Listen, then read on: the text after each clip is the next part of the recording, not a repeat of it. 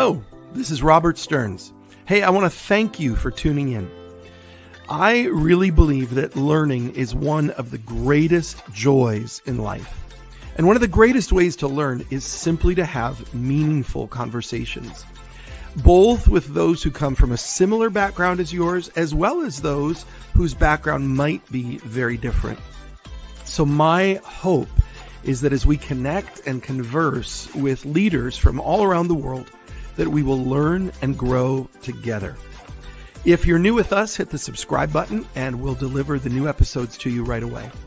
So wherever you are, on a run, in the car, at the kitchen table with some coffee, welcome to the conversation.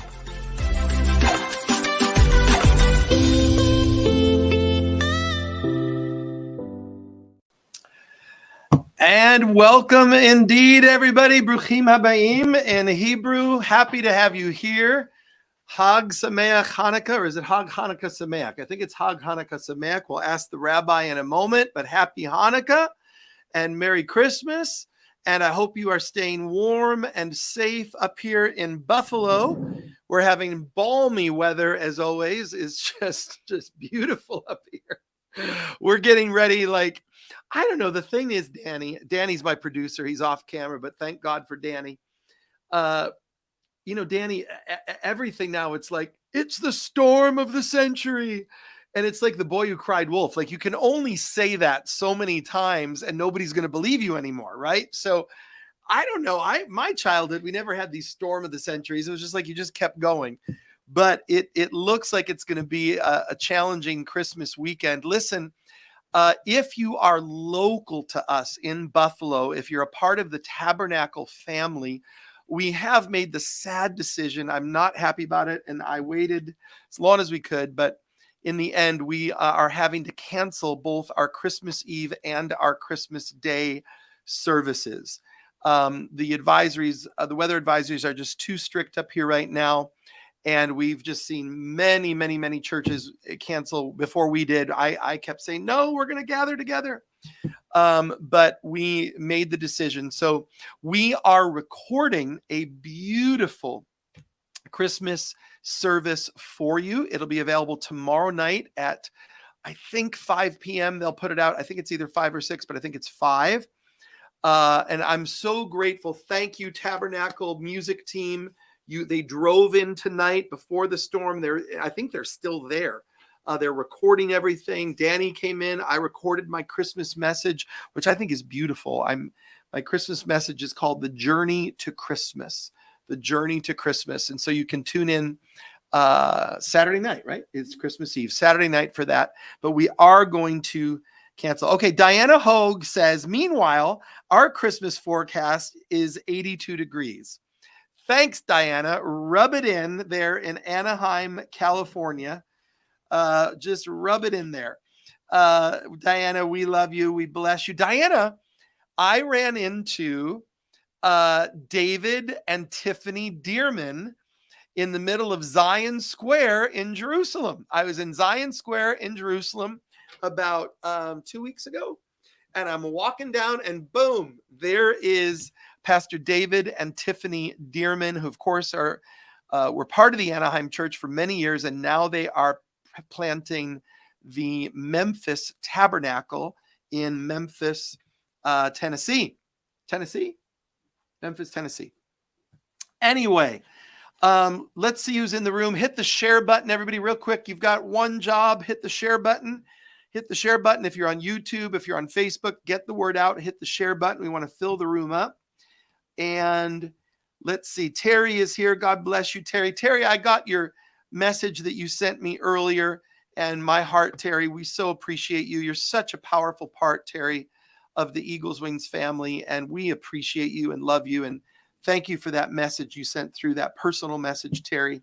And you're close to my heart, and I hold you in my heart in prayer. The Cohen family, Cohens, I love you. Cohens, I got the email. We have this end of the year matching challenge. The Gersons have made a $250,000 matching grant between now and the end of the year. And so graciously, the Cohens emailed out to their friends. And they said, listen, Eagles Wings is a ministry we believe in. We're partnering with Eagles Wings. And any gift you give is doubled between now and December 31st. They didn't have to do that, but they did. Thank you, Cohens, so much. Appreciate you. Hi, Terry from Indiana. Good to see you. Denise is here. Hi, Mom. Mom, love you. We're going to see you in January. Can't wait to see you. Jennifer, God bless you, Jennifer. Good to see you. Sonia, look at this. It's the usual cast of characters. Hey, Robin Leatherborough, God bless you. Wonderful group here signing in. Yelena, the Lord bless you. So good to see everybody. Hit the share button, everybody. Raleigh, North Carolina. Karen White. Karen just came on her first trip to Israel. I officiated at the wedding of Karen's nephew. I hope I have this right. It was Karen's nephew's wedding. And I sat next to her at the table, her delightful family, her whole family, got to know her family. And she said, I've wanted to go to Israel my whole life. I said, give me your credit card. I really did. And she got on, and she was the last person to sign up for the trip. We got her in by the skin of her teeth. Karen, did you enjoy the trip to Israel? Type in and let us know, Karen, how the Israel trip was when you came with Eagles Wings. We loved having you there. And for the Buffalo people, Karen is Trisha's sister, Trisha White's sister-in-law. Karen is Trisha White's sister-in-law. And she says, I left my heart in Israel. If you find it there, don't pick it up. I'll be back. That is beautiful, Karen. We love it. And folks, that's what we do here at Eagles Wings. This is the crossroads of Jerusalem-based Christianity. What was this community of believers surrounding the Jew Jesus pre-Constantine, pre-Council of Nicaea, pre this Greco-Romanized version, this syncretism that's been passed down to us? We are on a mission, and we want to discover who the historic Jesus is. We don't want to know the evangelical Jesus. We don't want to know the Trump Jesus. We don't want to know the social justice Jesus, or the black Jesus, or the white Jesus, or the queer Jesus, or any of the Jesus iterations that are, floating around. We want to know Jesus, and we can know him in history, and we can know him in his Judaism. And that is our study, and that is our journey. So it's awesome. Ruth Schiami, we love you. Ruth, God bless you. We appreciate you so much. All right, everybody, we're going to get started. We have an amazing night ahead of us. I'm supposed to make announcements. Here they are ready. Rapid fire announcements.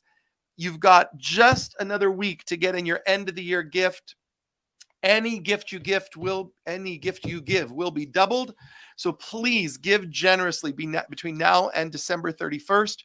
We need to meet our end of year goal. Next year's Awake Jerusalem, which is going to be unbelievable, September 26th to October 7th. If people are still asking you what you want for Christmas, tell them, I want to go to Israel, so give me cash for my Israel fund. Go to awakejerusalem.com to sign up. East Coast Conference is coming to Buffalo in July. It's going to be an amazing time. Come to be with us there. Now, the next week, we will not be together. We're going to take a break next week for the holidays. We'll see you in January with Rabbi Mark Schneier. Rabbi Mark Schneier, one of our favorites, just an amazing, amazing brother. He was the officiant at my twin son's bar mitzvah. They were bar mitzvahed at the Hamptons Synagogue. Not too shabby. So that was amazing. And we love Rabbi Schneier and Simi and his whole family. And Jeff Moyer. Jeff, my friend Jeff. I went to high school with Jeff Moyer. If you are in Buffalo, New York, and you need a real estate agent, Jeff Moyer is your guy. Jeff, great to see you. Merry Christmas to you, Jeff. And just great to see you dropping by. All right, everybody. We are so excited tonight to have really an amazing, amazing brother, Rabbi Stanton. Now, he's been with us before, but Rabbi Stanton did a courageous thing a few months ago. He got on a plane and he got on a bus. This is a Reform rabbi and he got on a bus with 30 evangelical pastors in Israel and spent days, day after day, in the hotels and the buses on the sites. And it was amazing. And Rabbi Stanton and his mentor, Rabbi Brad Hirschfield, lead an incredible organization called CLAL, C-L-A-L.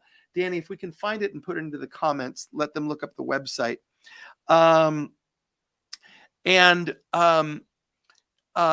If I were to describe what they do, I would describe a scene from the Civil War where the Northern Army and the Confederate Army are meeting on the battlefield, brother literally gunning down brother, and into the middle of that melee,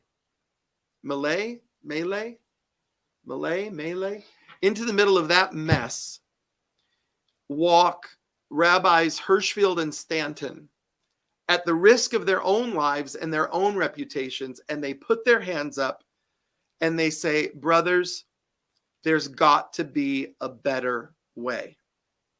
Jesus said, blessed are the peacemakers.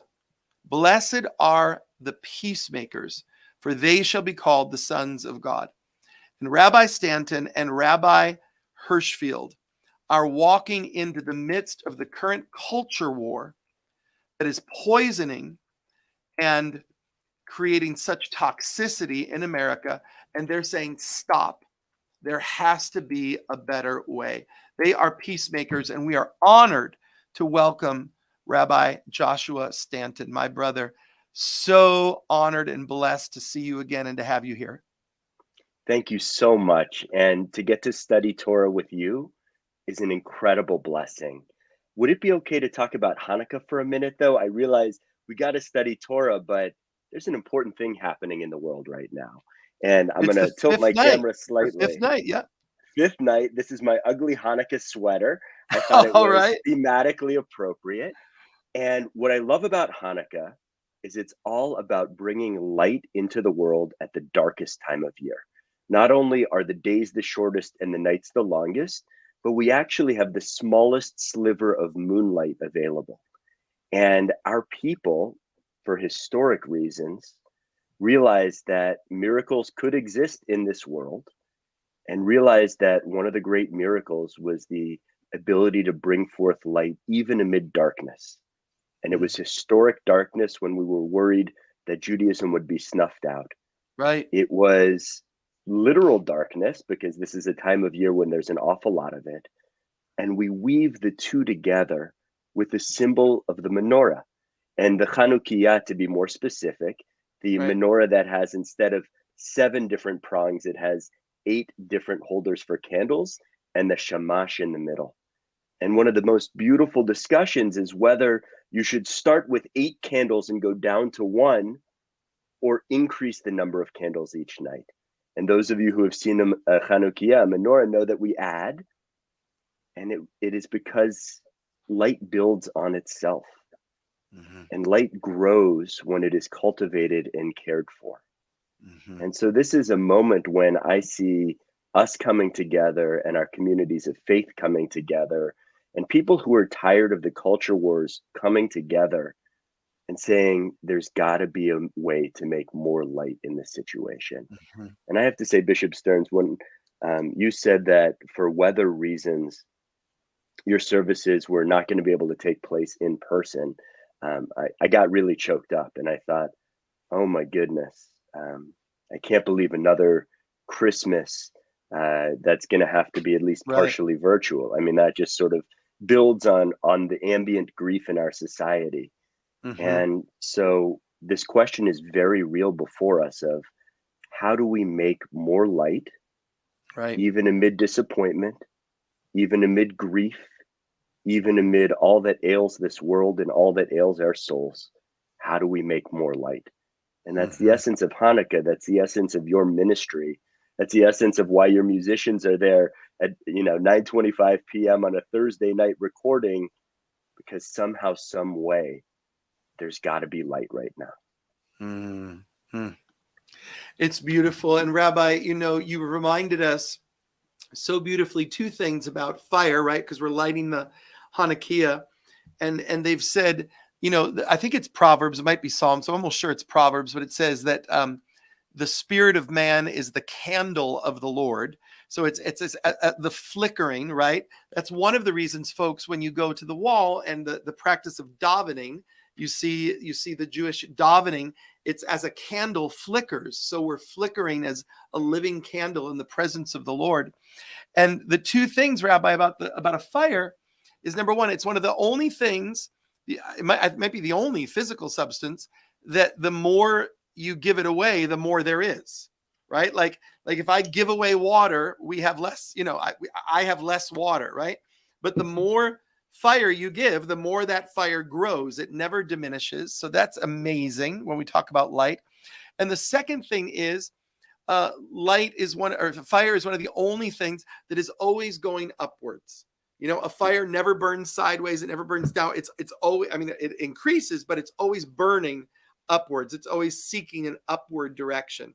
And so our spirits should always be seeking to ascend. Our spirit should always be seeking aliyah, always seeking to go up into greater understanding of Hashem, of spirituality, of the life of God. And tonight we have the opportunity to do that through the discipline, the centuries old discipline of studying the Torah together. So, Rabbi, before we shift to the Parsha, anything else you wanted to say? Did you want to give any quick word about the time in Israel? That experience. I know these partners have donated money to send those pastors. They follow that on social media. Any comment on what that was like for you? It was mind-blowing and extraordinary. And as much as your leadership was second to none, the way that you cultivated an ethos of open conversation and wondering and spiritual inquiry meant that everyone felt free to have those life-changing conversations just on the side of a path when we were walking, just over breakfast and lunch and dinner. And so you built a community of leaders. And this is a time when a lot of spiritual leaders feel lonely. And all of a sudden, we're still on these incredible text chats, WhatsApp chats, everything, because you didn't just cultivate followers, you cultivated leaders. And I feel so incredibly blessed to count myself at least an honorary leader among them, but a fellow learner. And it deepened my Judaism. It certainly deepened 30 pastors' Christianity. And it connected us all to Israel, this extraordinary land that birthed both of our traditions. I just love it. And it was so beautiful. It was just so beautiful to have you there. So very, very meaningful, not only as a Jewish leader, but as a Jewish leader who's chosen a very particular path, not an easy path, as I referenced, to step into the place of this cultural dialogue that we have going on right now. And we can't get into that right now. We've got to get to Torah because time runs away from us. Could I tie it into the Torah portion, actually? Yes, absolutely. I in a second. Let me say this first, folks. Turn to Genesis 41. Rabbi's going to give his comment, but I want you to get ready. We're going to Mekates. Mekates is our Torah portion tonight. Genesis 41, and listen to Rabbi as you're turning there. Go for it. So this is the story of Joseph reconnecting with his estranged brothers. And this is a moment, by the way, certainly of estrangement within our society, of grief, of distance, of hurt. But I almost wonder if Joseph and his brothers are symbols of culture war, of difference, of discord. Wow. In a way that really resonates directly. Joseph ultimately matures and grows. And I think this Torah portion is emblematic of his growth as a person. But it's not like he starts off life a particular mensch. He is difficult and arrogant and so confident he's right. And so his growth is not about having this God-given gift to understand dreams. His growth is in the interpersonal skills, not just to yell at people or denigrate people, but to use his gifts for good. And that, I think, is at the essence of the Torah portion, is finally him able to communicate with other people, starting in this Torah portion with Pharaoh, and then eventually bringing him back to relationship and contact with his brothers. Well, Joseph, first of all, there's so much that you just said. So much you just said. And it goes to a conversation. I was in Florida yesterday and had a conversation with a professor at a large Christian university regarding generational trauma from minorities and how that's processed societally and how we unpack all of that. But just as you said that, what leapt off the page to me is, and we're going to, spoiler alert, we're going to tell the end of the story. You all know it, but was Joseph's famous line, Rabbi, you meant this for evil, but God used it for good. And, how do we get to that place? How do we help others get to that place where they are able to look back either personally or corporately at pain, at injustice, and yet at the same time see the sovereignty of God, the beauty of God weaved through that? I mean, that's that's for another conversation. But Joseph starts out this journey, as you just said, and man, he's an entitled little spoiled brat. He is he's the favorite son of his father. It's almost like he's totally in his own world. He's got no sense of a real fraternity with his brothers. He's just absolutely entitled and has these dreams and just goes down and kind of braggadociously, share. So we don't see empathy in Joseph. And I think what is, he's not aware of really himself or the other. And speak to us for a few moments as we're growing in emotional maturity, as we're growing in emotion. Tell us about that ability. Am I aware of myself? Am I aware? How do I come off? What are my strengths? What are my weaknesses? How do I present to others? And am I aware of others' needs, others' context? Just give us some of that background. Well, let's start with the basics of what does it mean to pray in Hebrew? Lehitpalel means to judge oneself. And that doesn't mean necessarily in a court of law, but it means stand before yourself. Figure out what is going on inside of yourself. And now, how did you just link that to prayer? You said a Hebrew phrase, but I don't know that one. Lehitpalel is the word in Hebrew that means to pray. My apologies. You're a bishop, but I treat you like a rabbi. Lehitpalel means to pray, but it literally means to judge oneself. Really? And, yeah. Now that is huge. It means to stand in judgment, basically to judge yourself. And they're not saying in a mean way. They're not saying, go send your... To evaluate oneself. And ultimately to cultivate empathy for yourself through your relationship with God, so that then you can gain an empathy with everyone else. And so who is it that struggles in prayer? When have I struggled in prayer? Well, when my emotions have been clouded, when I had delusions of grandeur, when my relationships were rocky, it was really hard to stand and become aware of myself in a fuller way because it hurt. And so the reason for prayer and the reason that we need to pray regularly is to encounter ourselves with empathy, hurt if we need to hurt. And as we grow in empathy for ourselves, correspondingly, hopefully grow tenfold in empathy for the world. So it is an exercise in empathy. And I mean, what a fitting way to talk about prayer. I don't know if you have this.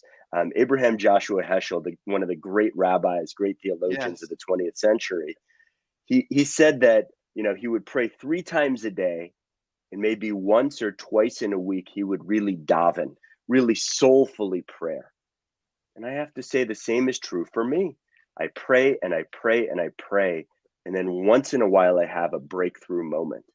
And Yeah. it's usually when I feel like in a deeper way, I am connecting with God and Hmm. and through God, perhaps to other people in a fuller way. I understand, I gain in discernment. I am able to judge myself for the good. I don't Yes. know if that's your experience of prayer, but lihit palel, to pray and to judge oneself. And Joseph doesn't seem like much of a prayer early in life. He is lacking in self awareness, Yes. lacking in the basic skills to even start cultivating empathy. Well, Rabbi, I mean, right there, that was worth the ticket. There's the price of admission right there.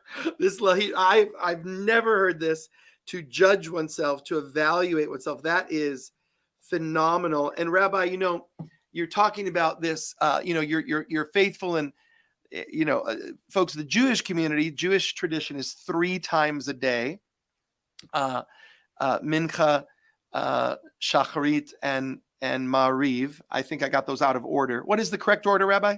Shacharit, Mincha, and Ma'ariv. Very close Okay. though. Shacharit, Mincha, and Ma'ariv, 3 prayer times a day. Of course, evangelicals don't have a liturgical pattern of prayer, which I think is something we miss in our spiritual discipline. But Rabbi, towards your point of being faithful in prayer but not really feeling it, I think, folks, you chime in the comments. Have you gone through seasons of prayer that you're praying but nothing seems to happen? You don't really feel anything. But then all of a sudden you have this breakthrough moment, whatever that may be. Maybe it's at the altar at church. Maybe it's in your personal prayer time, but you got this breakthrough moment. But Rabbi, there's a beautiful metaphor in the Christian scriptures. I don't think this imagery is borrowed from the Tanakh, although correct me if I'm wrong, but it's in the book of Revelation, and it speaks about prayer, and it speaks about prayers as it speaks about in heaven, there are bowls, and these bowls are in heaven. And when we pray, God puts incense, God puts our prayers into the bowls. And then at the right time, that bowl is filled. And when the bowl is filled, the angels tip the bowl out, and the answer to the prayers come down, which I think is just, is that one of the few things that's actually original to Christianity, that metaphor? Or is that It, metaphor in Judaism? it does sound original to me. That's a beautiful metaphor. So the Isn't it? answers come down in the bowls. Yeah, Say well, the more. I answers are mean, poured out. In other words, we're wow. praying, we don't feel anything, and it's because the bowl's becoming full. And Hmm. God knows when the bowl is going to be full. That's the right timing for Wow. the answer. And folks, maybe you're holding on in prayer, and maybe it's just not time yet. Scripture is filled, right? Look at everybody. We're talking about Joseph. This whole setup was because there was a famine coming. There was a famine. And if Joseph didn't get into place at the time he needed to, there would have been starvation for the Egyptian people. His family would have died out. There wouldn't have been. This was all about God in his sovereignty, ordering the steps of humanity so that the timings would be right for his purposes. And so the picture is that when the timing is right, your prayers are filled and the bowl is then tipped and the answer comes down into the natural world. Hey, everybody, Pastor Ali Farrell just joined on. We love Pastor Ali. He's such a wonderful, wonderful leader in the body of Christ. If you're anywhere in New York, New Jersey, Resting Place is the ministry that he leads. They've come to Israel with us. It is just awesome to have you, Pastor Ali. So we're talking tonight, folks, on Miketz, the life of Joseph. We've established Joseph did not have empathy. He was pretty self-absorbed. This is going to cause him trouble.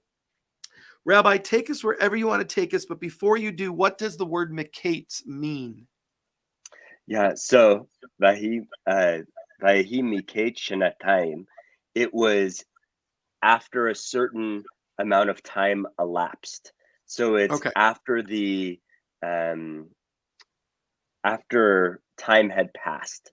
So Okay. elapse is how I would translate it. Okay. Very good. Yeah. Well, so right. We're right back to timing. We're right back to this question of timing happening, right? It's sometimes you got to go through some stuff, folks. Sometimes there's a timing. You got to pass through it You're waiting for something to come out to the other side. But by the way, timing is everything in this. So it's the story of the chief cupbearer who remembers Joseph, was in jail with Joseph, and one of the things we read immediately is forgot Joseph. That's the end of the preceding parsha in Genesis 40 verse 23, and then we have when Pharaoh. Because he was in prison, and there was the butcher, the baker, and the candlestick maker. Do I have that right? No. Approximately, give or take. And so it was, I think that the chief baker and the cupbearer. And the cupbearer. And then 2 years later, Pharaoh dreamed that he was standing by the Nile, when out of the Nile there came up 7 cows, handsome and sturdy, and they grazed in the reed grass. But presently 7 other cows came up from the Nile close behind them, ugly and gaunt, and stood beside the cows on the bank of the Nile. And the ugly, gaunt cows ate up the 7 handsome, sturdy cows, and Pharaoh awoke. So timing in the big sense of 2 years elapsing, timing in the sense of, this cupbearer playing a key role in identifying Joseph, and time elapsing even in Pharaoh's dream. Pharaoh has to, boom, Pharaoh sees something in his dream, opens up his eyes and says, oh my goodness, this is not random. And by the way, Jewish tradition, it's not like we believe only Jews can be prophets per se. Noah, very much a prophet, not Jewish. Adam and Eve, very much in dialogue with God. So it's not implausible. Balaam. There you are.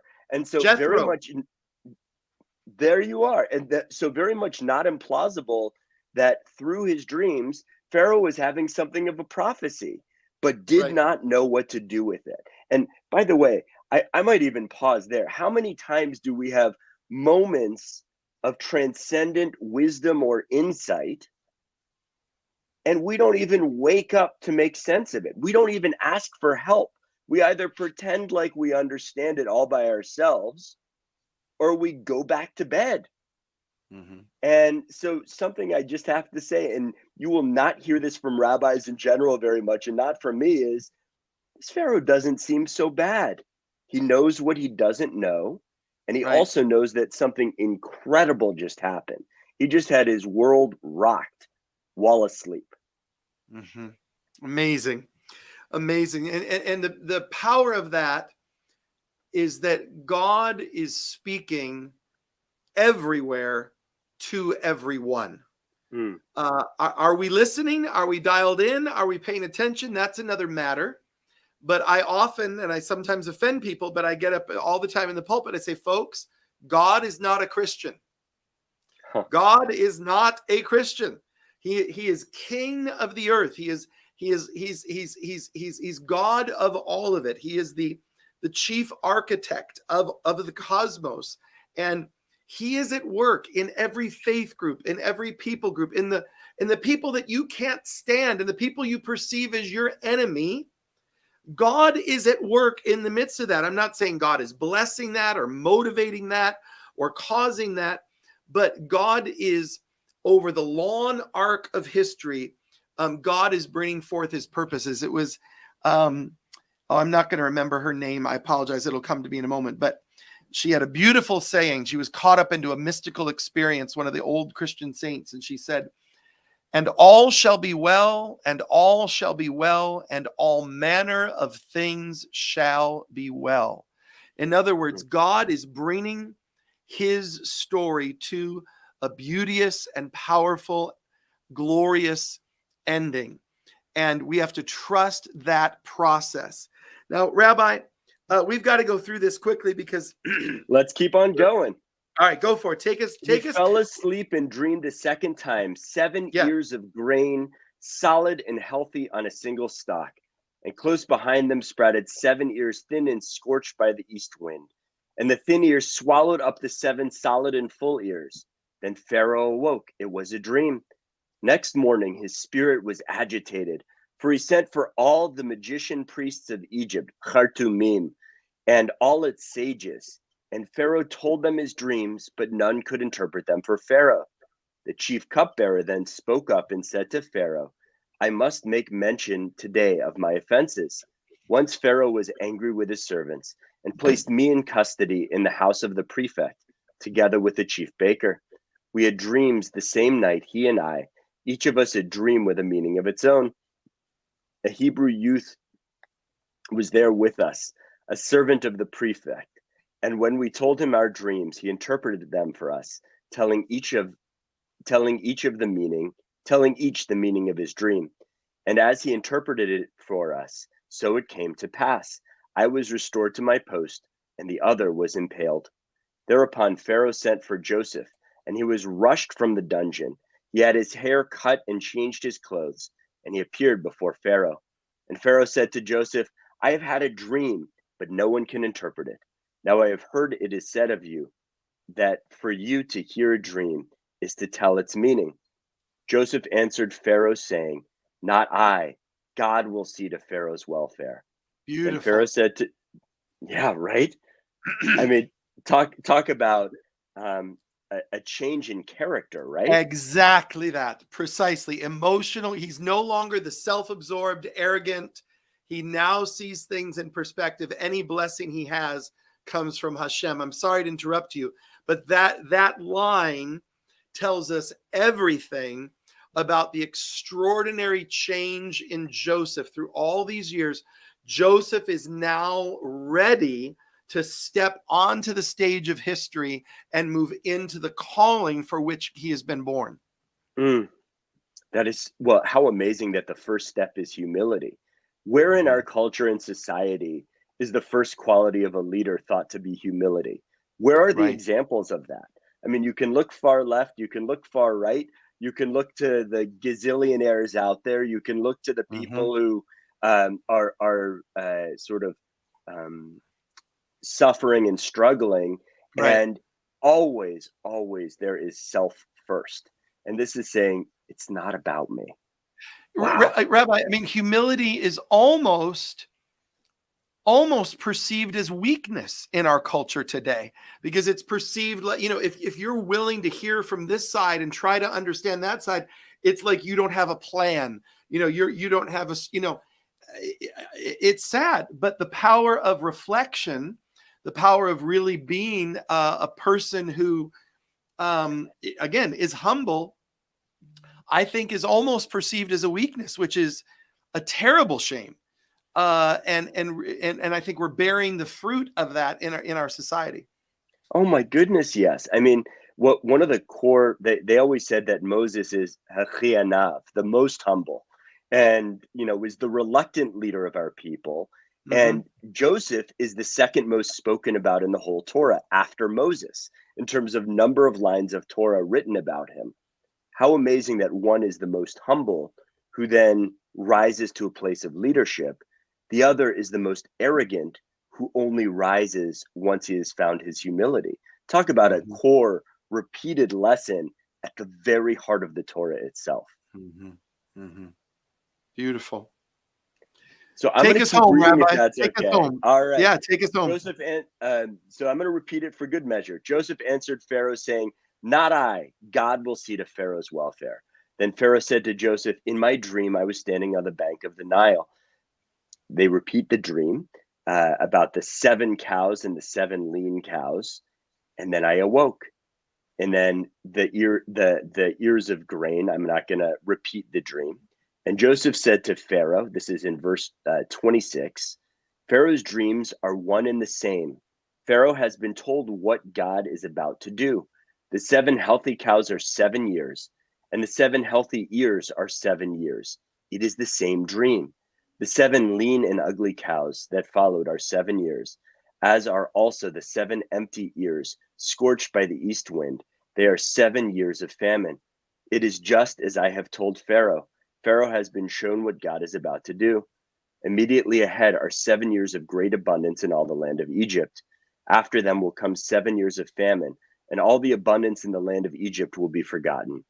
As the land is ravaged by famine, no trace of the abundance will be left in the land because of the famine thereafter, for it will be very severe. As for Pharaoh, having had the same dream twice, it means that the matter has been determined by God and that God will soon carry it out. I just want to pause for a second. I mean, so first you have individual humility, and then you have that individual interpreting the need for societal humility. How many people living in a place of abundance are doing so with the awareness that their reality can change and go to a place of scarcity, and vice versa? In Jewish tradition, it's interesting. The conversation in public about privilege does not map neatly onto Judaism. So we have this concept in rabbinic Judaism of galgal ha'aniyut, literally the wheel of poverty. And what it means is if you're on the bottom of the world, it won't last forever. If you're on the top of the world, it won't last forever. So be prepared, plan ahead. Don't just consume for the sake of consumption. Look ahead a couple of steps. And I think it requires humility, because when you're on top of the world, you want to say, I'm on top of the world because I'm the best thing ever. And I deserve it. And I should just enjoy it. We have this hedonism right now in our society that is a real source of sickness. And it takes humility to say, right now I feel on top of the world, but I have to understand that the world can change. Mm-hmm. And so otherwise, we're almost at risk of turning ourselves into idols if we think that our prosperity, our good fortune, all that is good around us is forever. And instead, like Joseph, we are to acknowledge that it is a blessing from God. We are to acknowledge that anything good going on for us is at the very least in partnership with God and perhaps entirely from God. Mm. Folks, this is just an amazing window into this most epic of stories. We really need Hollywood to come and do a good treatment of Joseph's life because it's extraordinary.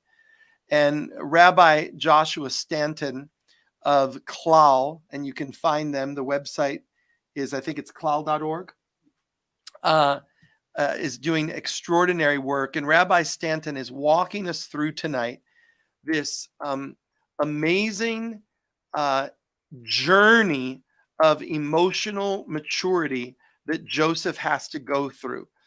Joseph has to go through this, and Rabbi led. Oh, I love it when I get brand new things. Lahit Palel, to pray literally means in Hebrew to judge yourself, to evaluate yourself. What is the condition of my heart? What is the condition of my soul? Because you know what, folks? You can fool other people and you can fool yourself half the time. But when you come and you stand in the presence of God, when you stand in the light of God, and you just give place and space and that moment, to me, we experience that in our community at the communion table when we receive the Lord's Supper every week on Sunday. That is a sacred moment for us where we are in that. It's as though we were coming to the altar of marriage every week with the Lord. We are uniting our souls in covenant with God again and again. We're renewing that covenant. We're turning away from that which is sinful, that which is fruitless, that which is not life-giving, that which is a distraction. And we're resetting our priorities on the best that God has called us to be. And Rabbi has been bringing us through this incredible study.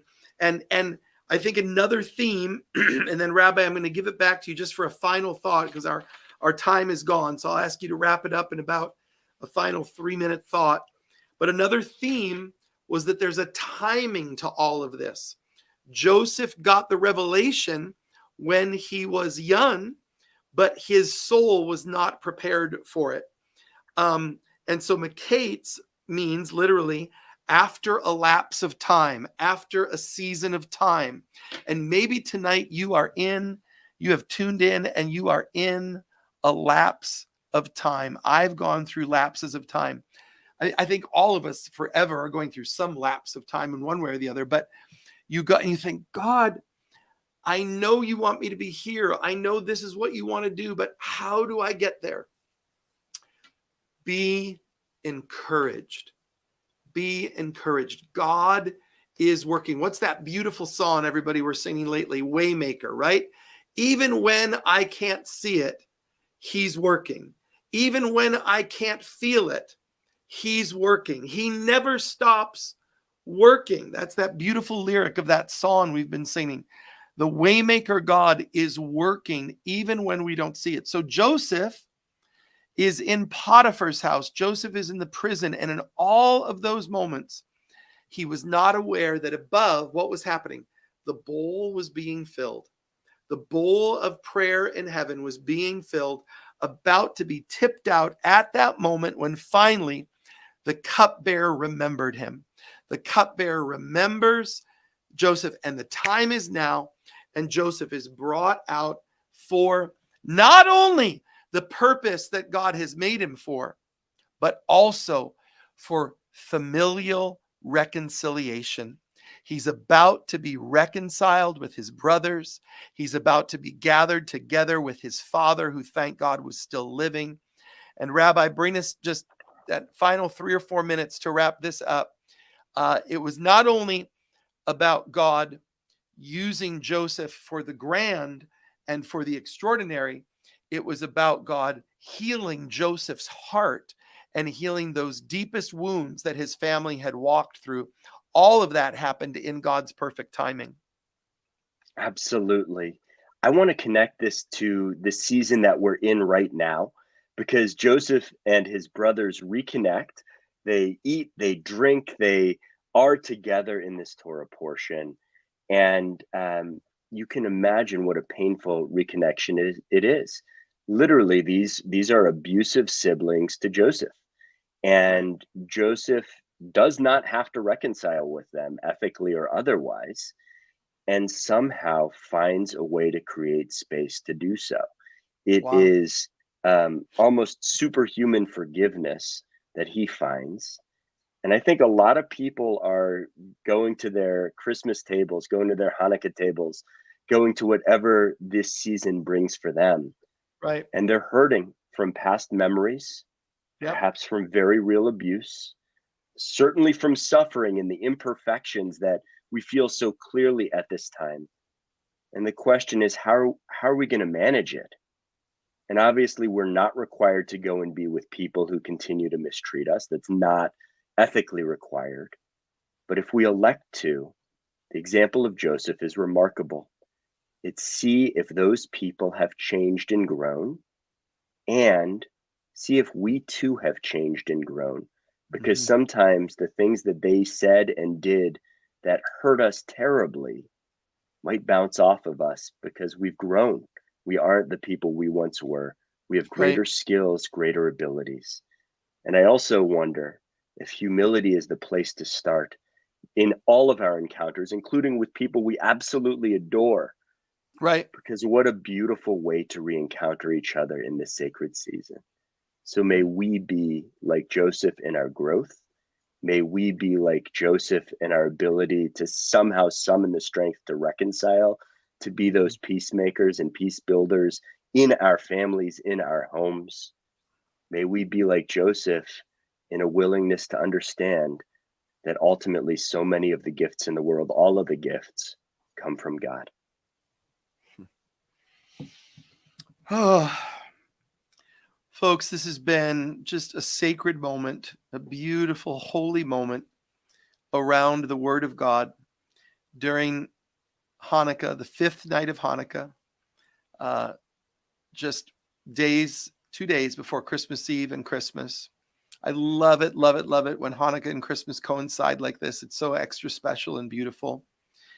And Rabbi Joshua Stanton from Klal has been bringing us beautiful, beautiful words from the life of Joseph. And our night has been made even more special because you have tuned in.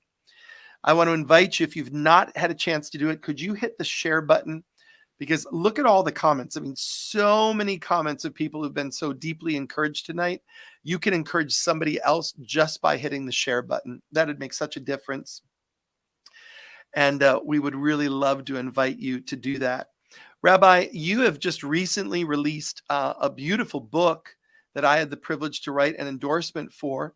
I know that in some ways your book is directed towards the Jewish community because it talks about the generational transition that's happening right now within organized Judaism. But really, it's all religious systems are going through this kind of intergenerational moment. But how can people find you? How can they follow you on social media? How can they get a hold of your book? How can they follow along with your ministry? Because you're touching a lot of hearts and lives here tonight. First of all, I'm so honored. And I would say go to clal.org, CLAL.org, and reach out to me. My email address is right there. I will say, for sad reasons, that sometimes I do get personal threats, that I've had to make my social media private. And that is a reality of being a rabbi these days. And please know that I'm not trying to be distant, but I got to protect my loved ones. And so for right now, that's private. But email me, be in touch with Clal. And I can't wait to learn with and from so many of you. Just what an absolute blessing to be in conversation. Well, we love that. And I know that many will reach out. And we look forward to doing more projects, programming together with Clal, with Rabbi Stanton, and with Rabbi Brad Hirschfield. Right after the first of the year, we're going to be talking about Rabbi Hirschfield's new book, or not new book, but it's his most premier book, which is just so extraordinary. And we're going to make that available and get that out to you soon after the beginning of the year. I'm just reading these comments. People are just being so blessed left and right by tonight. So please do, folks, hit the share button and spread the word. And one final reminder, if you haven't had a chance, please, please, please make an end of year donation to Eagles Wings. Go to eagleswings.org/donate. I'm sorry. Is that right? Yes. eagleswings.org/donate. And every gift that comes in between now and the end of the year is doubled by the generosity of the Gersons, up to $250,000. We're so grateful for that. And Rabbi, we met through the Gersons. It was your friendship with Mark and Erica that was the beautiful introduction to our friendship. And we are so very, very grateful for you, sir. Thank you for walking us through the journey tonight of Miketz. I'm telling you, my life has been changed. Lahit Palel. Woo-hoo. I'm going to take that forever. And what a beautiful, beautiful night together, Rabbi. Thank you for being with us. Thank you. Merry Christmas. God bless. Everybody, thanks for tuning in. We love you. We will not be together next week, and Torah Tuesdays will not start until January the 10th, but we will see you soon. God bless you. Happy Hanukkah. Merry Christmas. And remember, keep praying and working for the peace of Jerusalem. God bless.